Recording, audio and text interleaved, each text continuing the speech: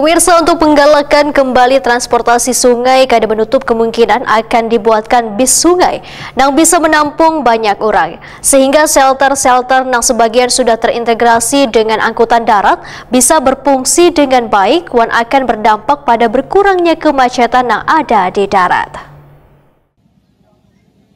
Untuk menggalakkan kembali transportasi sungai, kada menutup kemungkinan akan dibuatkan bis sungai yang bisa menampung banyak orang. Sehingga shelter-shelter yang sebagian sudah terintegrasi dengan angkutan darat bisa berfungsi dengan baik. Digalakannya transportasi sungai sesuai dengan julukan Banjarmasin sebagai kota seribu sungai ini nantinya akan berdampak pada berkurangnya kemacetan yang ada di darat karena warga yang menggunakan angkutan sungai bisa melanjutkan perjalanannya menggunakan angkutan darat, begitu pula sebaliknya.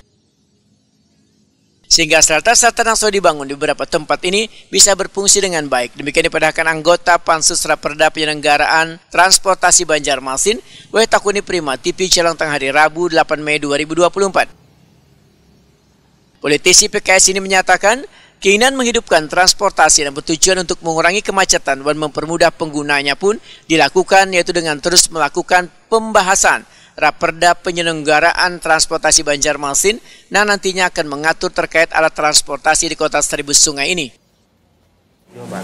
Ya, itu lagi dalam pembahasan juga sebenarnya terkait dengan apa yang sifatnya bisa air ya, penumpangnya banyak begitu, terkait dengan kelayakan sungai kita, kemudian juga harusnya sih memang tidak Banjarmasin saja gitu, kalau memang sudah sifatnya besar itu maka harus melibatkan pemerintah provinsi sebenarnya dalam hal ini. Hendra menyatakan, wacananya hadirnya bis sungai tentunya akan kembali dilihat dari kelayakan sungai serta perlu melibatkan pemerintah Provinsi Kalimantan Selatan karena sifatnya bisa membawa penumpang sampai ke daerah lain.